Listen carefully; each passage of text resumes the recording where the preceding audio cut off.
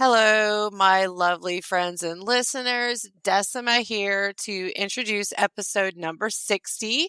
I'm here tonight with Jacob, and I have to tell you guys, every week I like to do this goofy, silly thing where I ask Charlie and Jacob no less than 7 times what topic we will be discussing for the opening of the show. Every week they tell me multiple times, but I still find it dapper to show up and record and ask them again, hey, Jacob, what is the topic tonight? Again, Decima. I'm just kidding. The topic is service work. So we were going to talk a little bit about service work in recovery and how that is valuable and important. Love it. So I guess I could start. So valuable. Service work is not only good for the recovery community because most likely if you're here and you're recovering from kratom or alcohol or opiates or everything combined, like some of us, you've probably been impacted or had somebody that's helped you get to this stage where you are. Hardly anybody is able to do this on their own. I don't know of one person that's ever done it on their own. I'm sure someone has, and you can email us and tell you about how you did if that's your experience. But for the vast majority of people, you can't do this alone. You rely on a community of people, and that is mostly all from a volunteer perspective, which is why service work is so important. So whether that is starting and hosting lots of meetings like Decima does, or us working together to bring you this podcast, or being shoulder for someone to lean on, all of those things are not only important to give back to the community that helped you, but you also do to get something out of it. And that something is, it gives you another motivation to continue to stay sober. So essentially, if you know that every week you've got a meeting to go to where you're leading it, or you are doing a podcast like this or something, it's just an extra motivation for you to say, you know what, maybe I shouldn't relapse, because then I got to go tell everybody that happened and I got to explain that, which can be honestly a helpful deterrent. Or sometimes you might experience shame and think about, if I do that, then there's all kinds of consequences that could happen. So service work is important for everybody that is coming after you, that needs a little help, and to help you stay sober. That's my essentially take on it. Yeah, that accountability. I heard Charlie say once, not everybody can start a podcast, but you know what? Everybody can go to a meeting. And we do. I've said it on here before, and I say it in meetings a lot. We get to know one another and we notice when you're not there. So there is a little bit of accountability there. And also, like you mentioned, this may be the only help that somebody has. Think about it. A recovery, therapy, all of those services are expensive and not everybody has access to them. To put yourself out there in service for me is a way to give back, to the community that gave so much to me. I don't know what I would have done without the service of others. There's so many people out there in the community, Charlie especially starting this podcast, and so many people that have been running meetings. Like, I don't know what I would have done without them. So I definitely, see all of that aspect and also the social aspect of it. You become friends with people that are going through the same thing that you're going through. You get to hang out with people that they have the same goal of sobriety. And that's just so important to form those connections. A lot of people say that the opposite of addiction is connection. Yeah, that's my take on it. I encourage anybody, if you're out there listening and you want to be of service, we can find something for you to do. I promise. Yeah, definitely. There's something that stuck with me from a long time ago. I read Anthony Kiedis, who's the lead singer of the Red Hot Chili Peppers, autobiography that he wrote like 20 years ago. And there's a part where when he finally got sober for the last time, he was like on the verge of relapse again. And he's, you know what, I can't relapse because next Thursday, it was like a Friday, I have to go to the AA or NA meeting that he was going to at the time. And I'm responsible for setting up the chairs.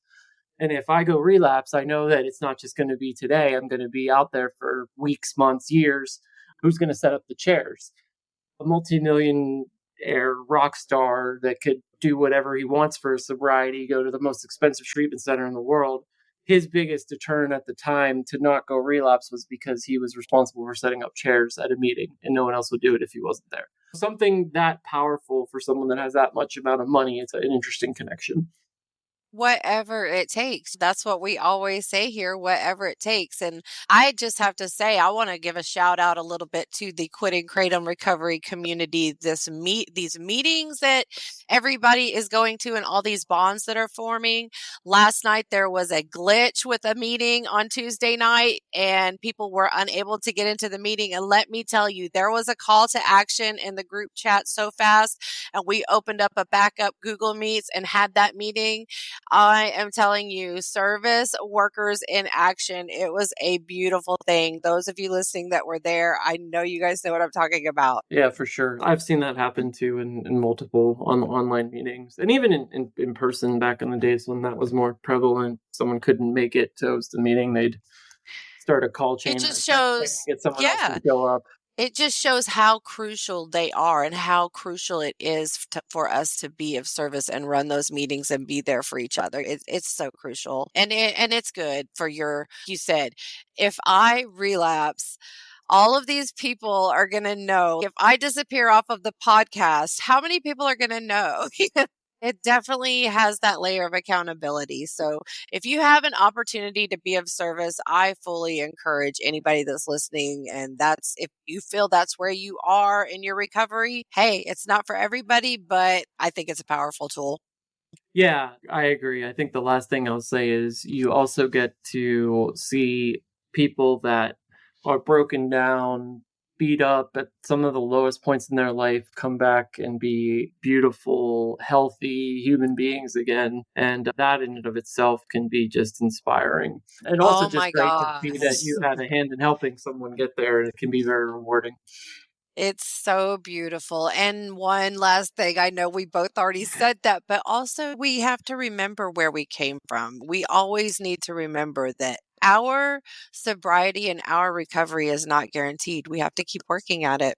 Super fragile, just one misstep and you could be right back to where you started. And if that happens, what's happened to all of us, happened to probably both of us on this discussion multiple times. So just remember, never quit quitting, always pick yourself back up and be of service to one another if you can. Absolutely. Great topic. Yeah, definitely. I think with that. And with that, I actually have to get ready for a meeting we're about to host. All right, we'll let you do that, and then we'll get on to this week's interview.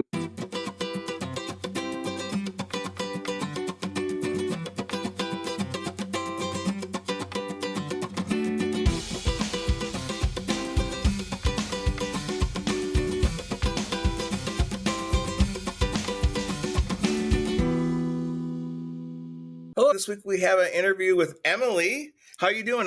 I'm good, and thank you so much, Charlie, for having me. I've obviously listened to a lot of your episodes, and they've helped me a lot to get to this point, so thank you. Thank you. Since we also met on Instagram, you're one of the few educating the public about the dangers of Kratom. It's good to see a face and meet you in person. Thank you. So could you tell us about yourself, introduce yourself to the audience, please? Yeah, my name's Emily. I'm 33 years old. I was born and raised in a resort town called Coeur d'Alene, Idaho, where I've been a successful realtor for 12 years now. I got married this last year and had a baby last year as well. And then I'm currently pregnant with my second baby. Congratulations on being a bride and a mother. Yeah, a lot's happened in the last year. What do you like to do for fun? I love to travel internationally. I really enjoy experiencing other cultures. I like to stay very active. I've got a chocolate lab and we go on lots of walks and hikes. And that would be the majority of my free time. With 2 kids under 2, I'm sure your most cherished time will be sleeping. Yes, I do enjoy a good nap.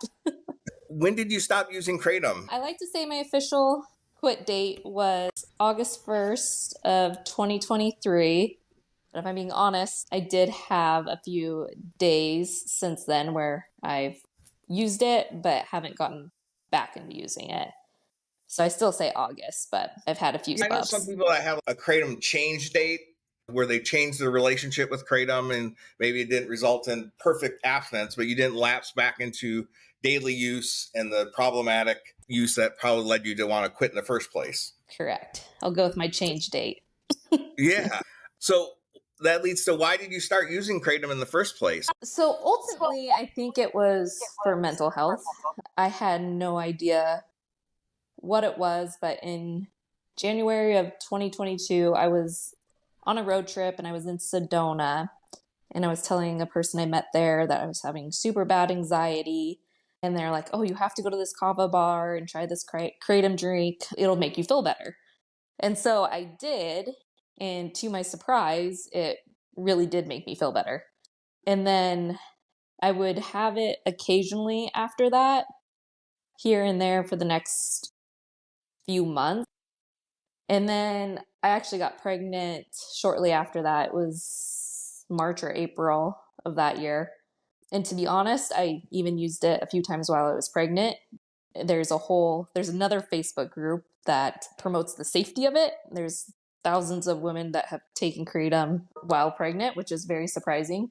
So I was on there to help justify it, but there also are stories of babies being born with withdrawals. And so I was a part of that group while I was taking it during pregnancy, which I was not proud of, but I did keep it very minimal. I wasn't taking it every day. And then after I gave birth, I was really struggling with postpartum depression. And I'd gone from taking it once or twice a week to taking it almost daily once I quit breastfeeding, which was 2 months after I gave birth. And then I felt like once I quit breastfeeding, it was just like, why wouldn't I take it every day? And then that's when it spiraled out of control. And what kind of Kratom product, how were you consuming it? Started with going to these kava bars and having the Kratom tea, and that became very expensive and inconvenient.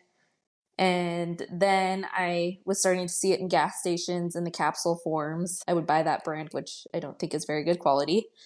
And then that same local kava bar was making their own Kratom and distributing it. So then I was buying packages of just the powder from them. And then I'd buy some from other retailers online. And that was the majority of how I consumed it, was just mixing it with water and chugging it. A few times I tried the extracts, just getting them at gas stations because it was convenient, but I never really got into the extracts. Okay. And once you started using it daily after your pregnancy and after you're done breastfeeding, how did things start to look that make you change your mind that, hey, maybe this isn't working for me? So for the first 4 or 5 months, I thought like I found the miracle cure for my anxiety and depression. It did really make everything feel like there were no issues in the world. I could handle anything. I had the energy. And I was even like promoting it to family and friends. You've got to try this. This is a miracle and it's natural. And then somebody close to me that was using it started having manic episodes, and they actually ended up in rehab. And that's when I started getting scared. And they were in denial about it was the Kratom, but it made sense that it was to everybody else. And then my mom said that she was worried because she knew I was taking it and didn't want me taking it anymore. And I said, that's fine. And she was worried. She also heard it was so addictive, or knew it was addictive. And I said, that's fine. And I stopped taking it. And then I couldn't stop taking it. And a couple weeks went by and she saw that it was in my house. And she goes, I thought you were going to stop taking. And that was around after probably about 4 or 5 months of taking it. I was starting to get super irritable, having really bad brain fog. Couldn't concentrate. Things used to like just click for me. And then when I was taking it, I honestly just felt stupid. That was the main concern at first.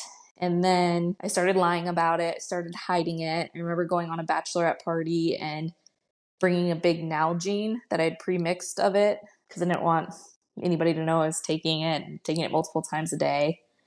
And then when it really started worrying me is when I would have to wake up in the middle of the night and take some more to be able to go back to sleep. And I think the turning point, and I had tried multiple times to quit before. So July 31st was the date I first listened to your podcast. And I had tried to quit multiple times before that with no success. But listening to your podcast, it did validate what a huge issue this was and the damage it was causing to people's lives. And I binge listened to probably 3 or 4 of your episodes. And I just knew I can't keep taking this. I'm a mom. I'm not working as well as I used to work. I have no motivation. My life feels like it's revolving around Kratom. And so I went home that night and I told my husband, it's really a problem now. Like, I need to quit and I need you to hold me accountable. And so that was the last day I really was consuming Kratom. But I almost felt like your podcast scared me. I think there was a mom that had lost her son to Kratom. There was a girl who had spent hundreds of thousands of dollars on the Live Free drinks or the Feel Free drinks. And I knew it had gotten out of control for me and I didn't want to go down that road. Yeah. We're not trying to scaremonger here, but I think it's good to have, and maybe in your case, it was a welcome thing. And there's no reason, maybe we can reach people before it gets really bad and they do have really negative consequences and they can change their thinking and their relationship with Kratom, because the information landscape out there about Kratom is very convoluted and mixed. Whatever point of view you want to take on it, you can find out there. Yeah. And having having a kind of reality-based discussion about it. I bet when your mom was talking to you, even though you love your mom, at some point you thought maybe she was being judgmental and maybe a little nosy. I thought she was she was exaggerating, being very dramatic. Yeah. But then I also, after a while, felt like, okay, it's got a point. Like, I can't stop taking it. Sometimes we have to learn those lessons. And I think sometimes people do exaggerate and overblow things, but there are some valid concerns about Kratom. It's not all in our imagination. And it's not like a group hallucination that all these Kratom users are having negative experiences with it. There you go. That was part of the reason why I started that Instagram page, just to bring awareness, because at least a year and a half ago, when I was first really getting into all of this, it was more, you found more online what a beneficial, healthy, natural substance it is. And there's a lot of people that say it's non-addictive, it's a miracle drug, whatever you want to call it. And so I felt like there was so much misinformation about it. Yeah, the industry has a lot of at stake here. They want to sell this as much as they can. They want access to the markets. And then I think the fan base is a lot louder. The people that like it are a lot louder than us. And so their points of view, I think, probably do have more prominence on the internet. And do you have any history with addiction before this? No, I was never an alcoholic or into drugs, but I do feel like I had addictive personality just with eating and food, even with like past relationships. I remember after a breakup, a therapist told me like your brain is addicted to that attachment, but nothing with the substance. Okay. So when you quit last August, how did you do it? Did you have a plan of action? Not really. And so I also created a guidebook to help people because I feel like I could have made it a lot easier on myself. Yeah. It was honestly, I decided July 31st, I was done using it. Didn't really have a plan in place. I just figured I was going to suffer for 5 or 7 days to get through the withdrawals and then I'd get through it. And so I threw out everything, all my powders that I had that night, and then really struggled the next day. And I actually got in with my doctor, I believe it was the next day, to see what he could prescribe me because I felt like absolute crap and I didn't think I was going to make it. And I actually asked Suboxone and he didn't prescribe that, which I'm now thankful for now that I learned more about it. But he prescribed me gabapentin. There's 3 different things he prescribed me within that week. Gabapentin, naltrexone. I can't think of the other one. But the blood pressure medicine. Is it for anxiety too?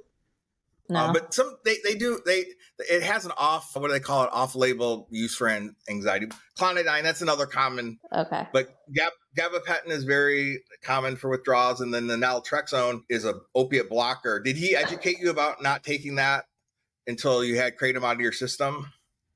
I said I wasn't taking it, but it had barely probably been 24 hours. That's one of the problems about health providers don't understand it, but naltrexone blocks the opiate receptors. And if you take it too soon after you have any opiate, you can go into precipitated withdrawals, which can be very painful. Nothing. Um, I felt like everything you prescribed me. Actually, I think the naltrexone might have been 2 or 3 days later okay. because, yeah, but everything I took made me feel worse. And so I didn't take anything more, as far as prescriptions go, more than a couple days. And then that's when I really got into supplements. I was Googling and on the forums, what do people take to get through the withdrawals? Mm-hmm. And I quickly spent over $200 on supplements.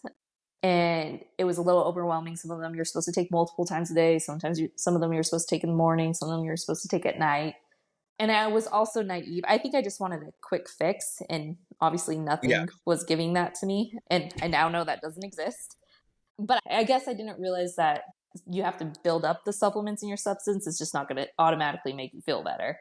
So it's almost, and that's what I talk about in my guidebook and why I started Quit K is to educate that really you need to start taking the stuff before you decide to quit and let it build up in your system. But yeah, I was just overwhelmed with the supplements. And then I'd see other people post pictures of 10 different bottles of things they were taking. And I was like, there's got to be something out there that's easier than this.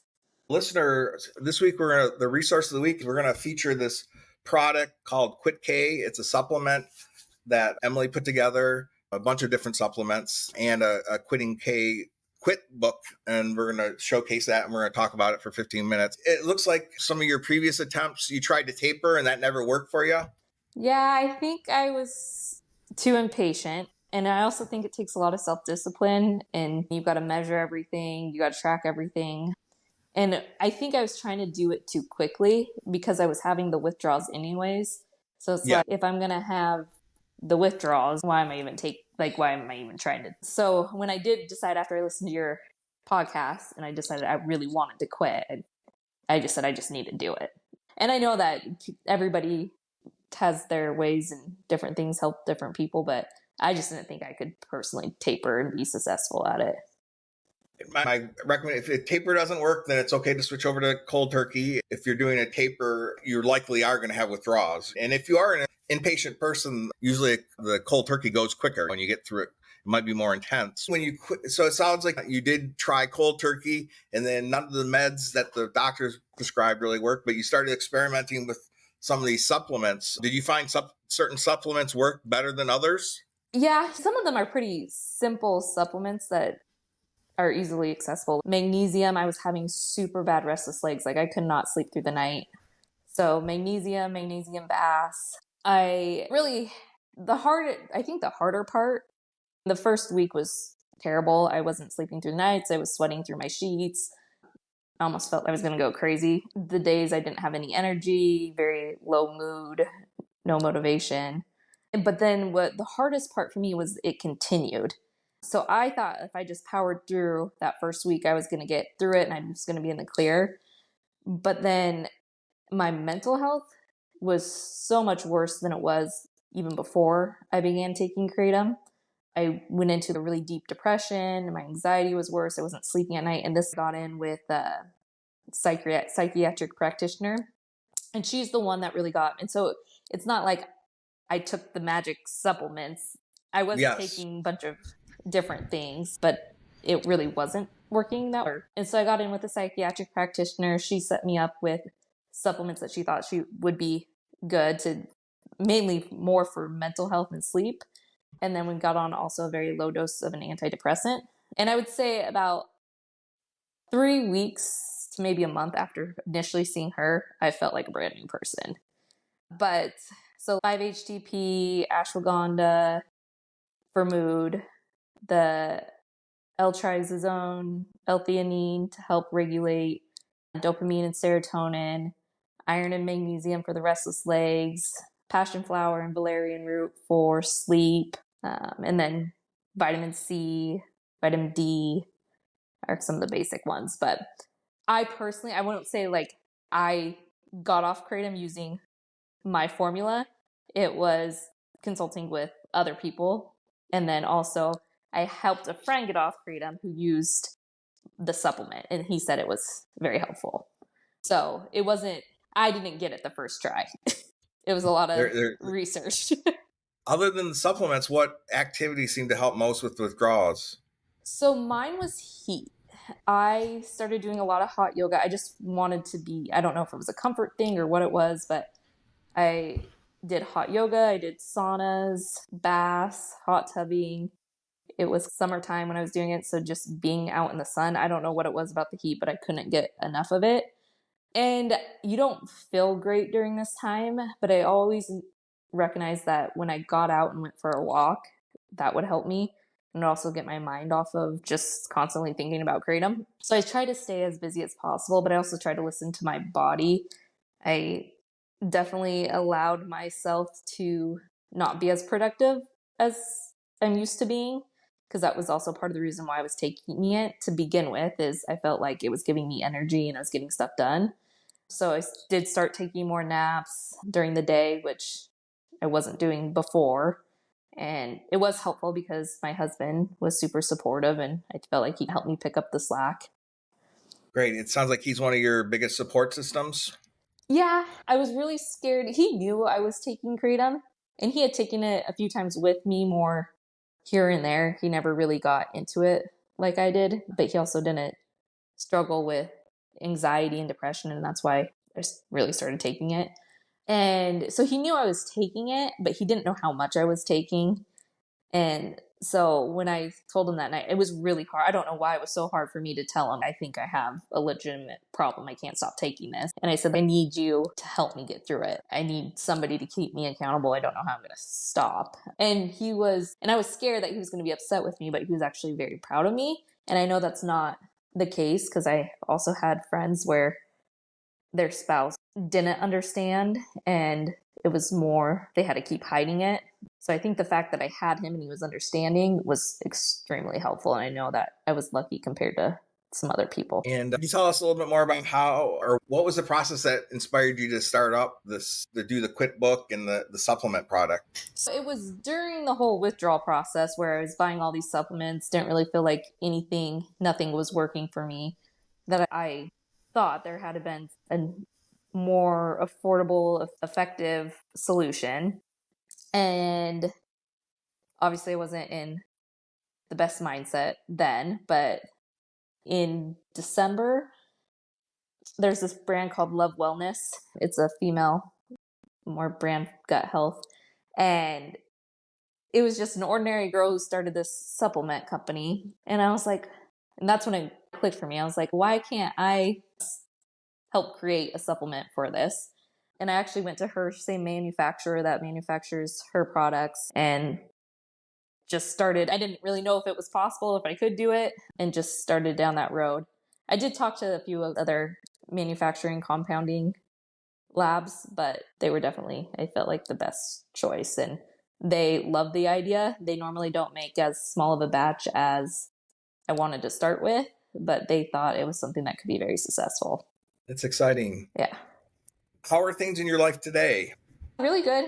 I've gotten married since I quit Kratom. He wasn't my husband yet. And that was another thing.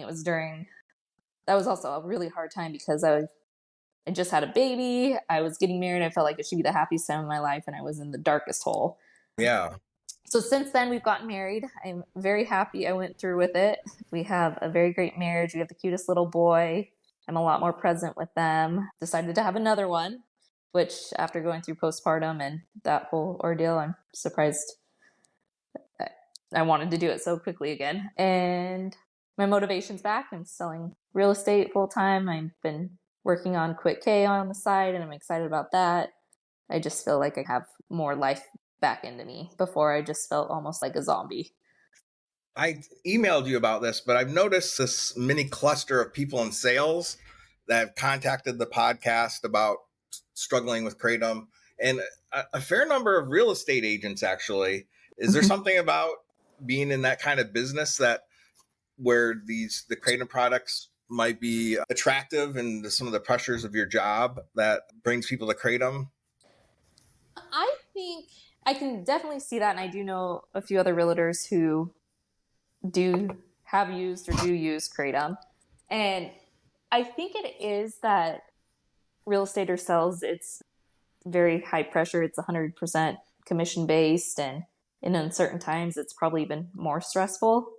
I feel like that's what we are in right now with the economy and interest rates. So I can definitely see that because it helps I think it does at first. It helps them feel better. And I can definitely see it being something that people use as a stress reducer at first.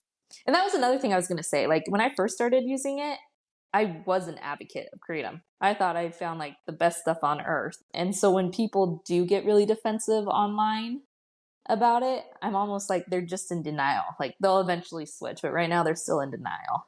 Yeah, it's interesting. I've interviewed a couple other people that consider themselves advocates, and then one person had a much longer journey than you. It was over 10 years that they switched. But I also think everybody's biology is different. So I think some people don't have the natural as much tolerance, and it doesn't affect them as much. And so it is just a milder thing to them. But I do think there's a certain number that are in denial. And I think there's a certain number of people that are just disingenuous when they talk about and minimize the risk of it. Yeah. Just because it is a controversial thing because of the potential for it to be prohibited and the legality of it. Here at the podcast, we don't think anybody should be in jail for Kratom or any drug. And so when we're talking about the risks of Kratom, it's not like want SWAT teams of cops to come to your home and arrest you for possession of Kratom. But we should, as adults, we should talk about it in realistic terms. Like, what is it really like for some people? And I agree. So it's just I feel like it needs to be maybe more regulated, marketed better. I know so many people have taken the feel-free drinks, not even knowing that Kratom's in it. Yes. Yeah, I do. I just think maybe a little bit more regulated, but the marketing on it is very misleading. I agree with you on both counts that there should be more regulation, and then the marketing is really, it's being really mainstreamed, and they're generating new customers by selling it in 911s and not even telling people what some of the main ingredients. It's a kava drink. So I've seen the feel-free drinks in little boutique stores. I've seen them in wine bars. I've seen them we have a local grocery store here that sells them.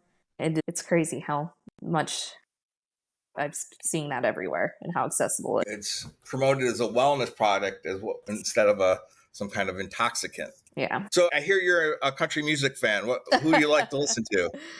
Zach Bryan's my favorite right now. Okay. Yeah, we recently saw him in concert, and I think I got a little crush on him. I like old country too. I used to love the Dixie Chicks. They were my favorite growing up. Shania Twain, Blake Shelton, Miranda Lambert, Carrie Underwood. I don't know. That's just my genre of music. Yeah. Are you down in the South? I'm not. I'm in North Idaho. All right. So I'm not even I'm not a Texas country girl. There's some wild open spaces there in Idaho, I believe. Yeah. What is your top tip for someone getting ready to quit Kratom?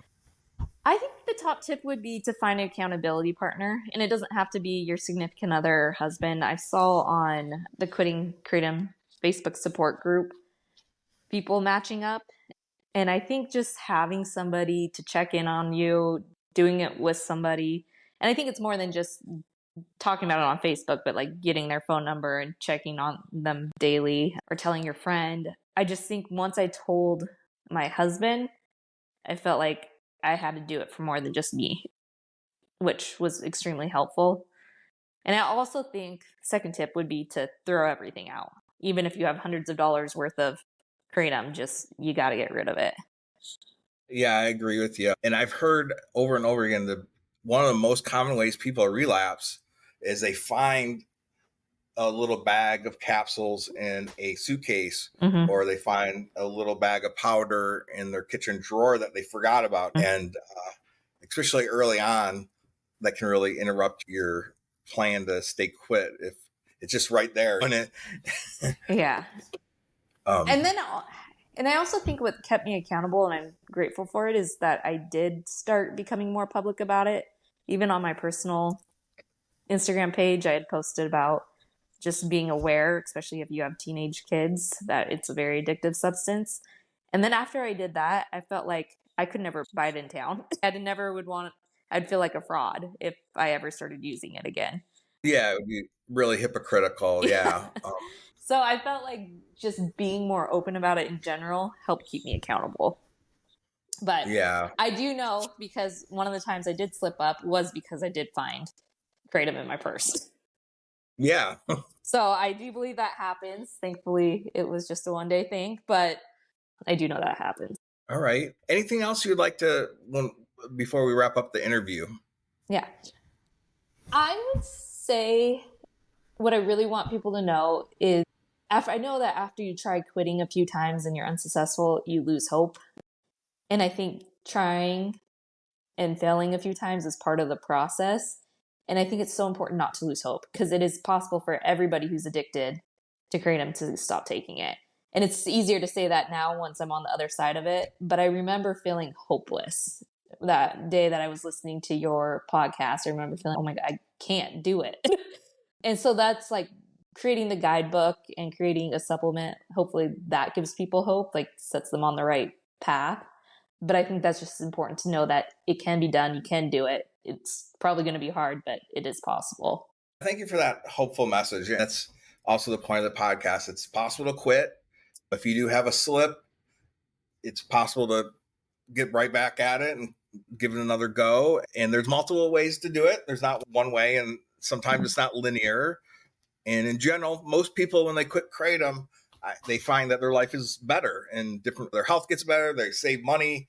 Their relationships and their mental health get better. Also, I think one of the reasons most people do relapse is because they're not aware of the post-acute withdrawals after the initial withdrawals, which really affect your mentality, your energy, even your sleep. And I remember it been like a month since I had any Kratom. And I was thinking life was better probably on Kratom than off of it. And at that point is when most people would probably relapse. But I stuck with it, thankfully. And I think I just not being educated about the post-acute withdrawal syndrome, because I do think that happens to a lot of people, and knowing that it will eventually pass and there's things you can do to help with it, whether it's an antidepressant, whether it's doing the right supplementation, whether it's just healthy habits in general. But knowing that even after you initially quit, there might be still another hard period that you still have to get through. That pause can be tough. I had some really extreme lethargy. And so it was really tempting to, I know what can give me energy. The pause can be a trigger. And then also you might actually feel better and fool yourself. Oh, I can have some because I'm doing good. I've seen it go both ways in terms of returning to Kratom. Well, thank you so much for being on this week. And later in this episode, we'll have you on as the resource of the week. Okay. Thank you.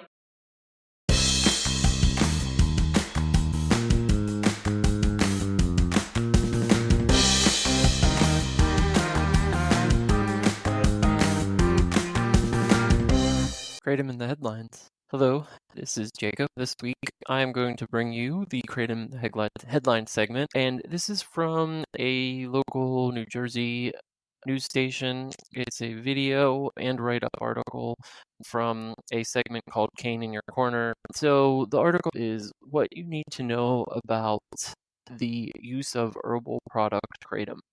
Educate the audience about what Kratom is. And then it talks about a mother, Trish Basson, who will never forget the phone call she got informing her that her 33-year-old son, CJ, had died. The detectives come in and I saw their face and I knew right away that he was gone. CJ was a recovering addict, but he'd been sober for years. So when he broke his arm, instead of using painkillers, he turned to an herbal product called Kratom, which is sold at convenience stores. He's like, Mom, it's legal. It's an herbal pain supplement. According to the autopsy, CJ died of mixed drug intoxication, including mitragynine, which is the scientific name for Kratom.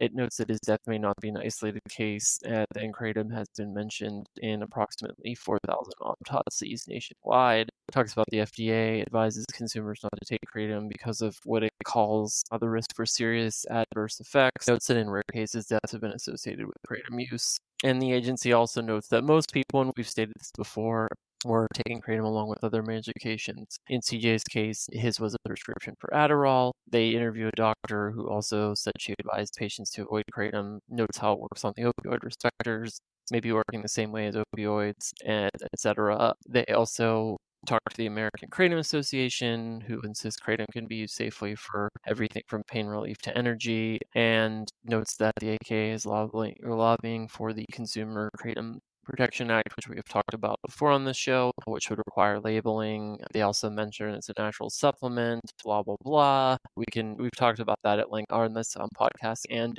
it also mentions that several states have banned it. It also notes that New Jersey lawmaker, one of the assemblymen from the district where this woman and her son lived, has introduced a law called CJ's Law, which would essentially ban the sale of Kratom in New Jersey. So we're seeing more and more headlines like this on local news stations due to the adverse effects that Kratom can have on some people. So that's Kratom in the headlines for this week, and keep it Kratom free.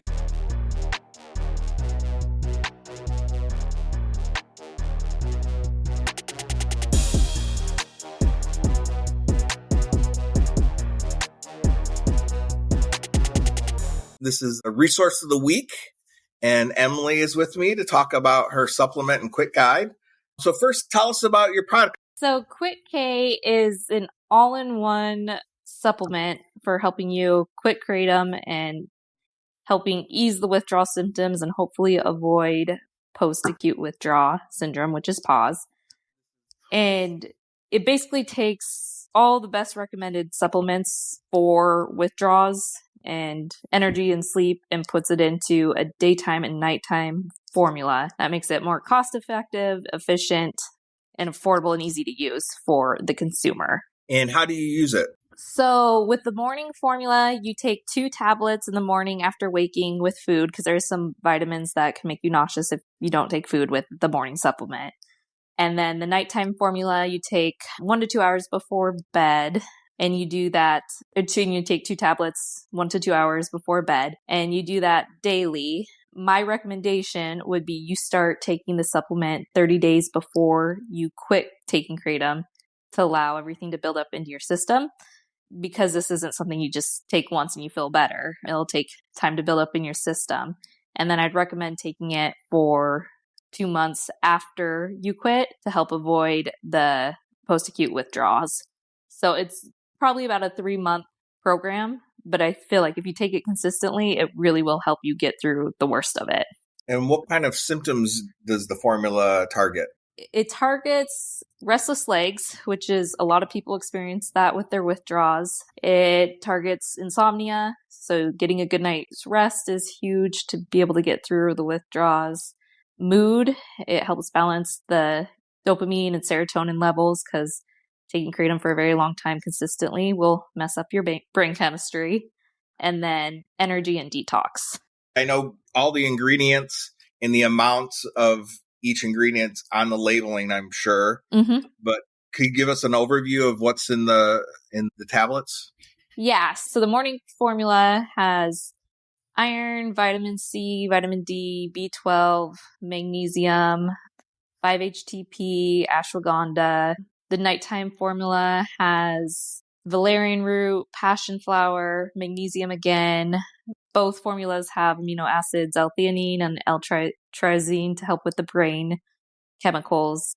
And then also DLPA, because a lot of people do take Kratom for pain. So that's supposed to help with the pain element. But also when you're going through withdrawals, that could also be helpful. And that's pretty much the extent of it. I might have missed a few. And how was safety and good manufacturing practices ensured?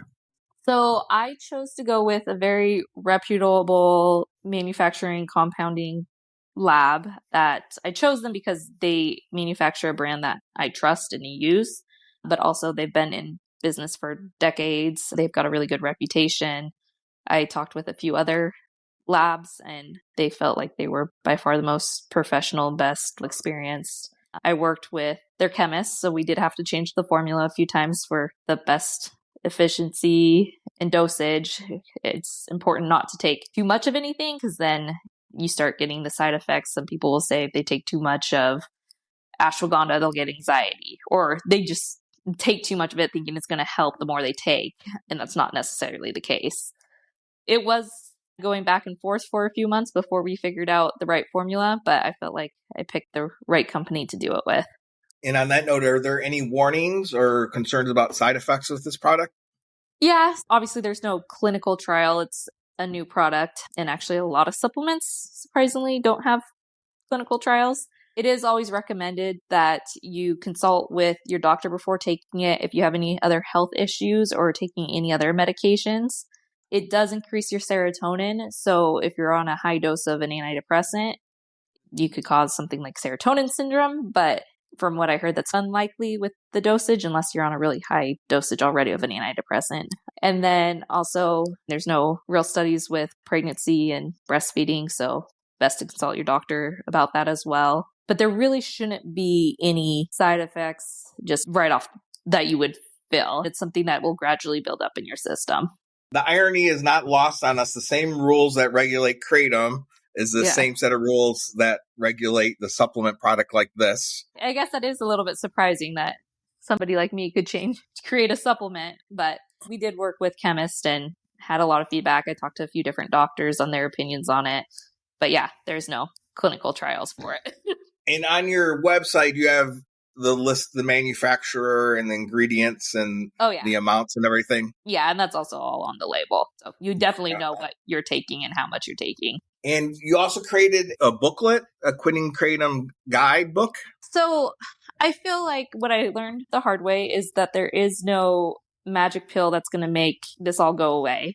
And it's a combination of lifestyle change, of being educated. And so basically the guidebook walks through what I have found to be the best practices, not just from my own experiences, but even from being a part of forums and even your podcasts and just things to help you get through it, what you can expect. That was something I wasn't prepared for going through it, was the PAWs. So the guidebook just is basically best practices. If you want to taper, you could taper. If you want to quit cold turkey, you can quit cold turkey.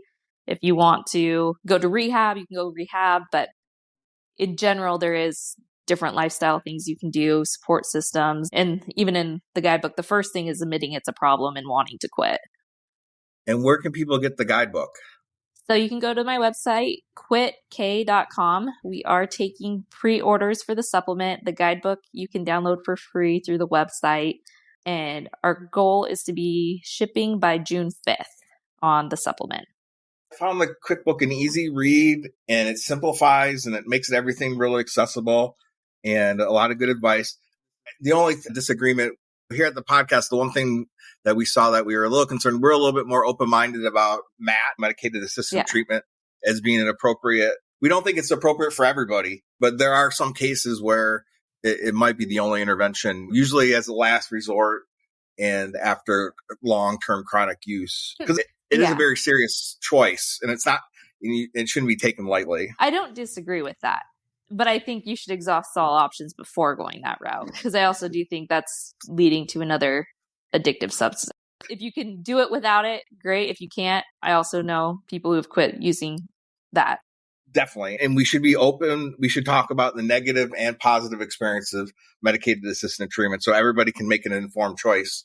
If you don't mind, how much does it cost to purchase the supplement? So for the day and night formula for 30-day supply is $79. Hopefully, as we can produce more of it, that price will come down. But it's always free shipping, and your first order is 10%. And then if you order the whole 3-month supply, there'll be a 20% discount. Great. Thank you. I personally haven't tried the product, and we're not officially endorsing the product. We had Emily on today. She's a listener, and we're supportive of her effort. And we think this is a good faith effort to try to help people. And she's not compensating us to appear on our podcast. We're excited that there's more resources out there for people. And if this is something that you'd want to try, please check it out and go to quitk.com and see what is available. Thank you so much for having me. I really appreciate the opportunity to speak with you. I admire the work that you do, and I appreciate you getting the word out there about QuitK and the supplement and the guidebook that I have coming out. So thank you. Yeah, and check out the show notes. This will be on the top of the description of the episode, and please see what's out there. All right. Thank you so much, Emily. Thanks, Charlie. Bye.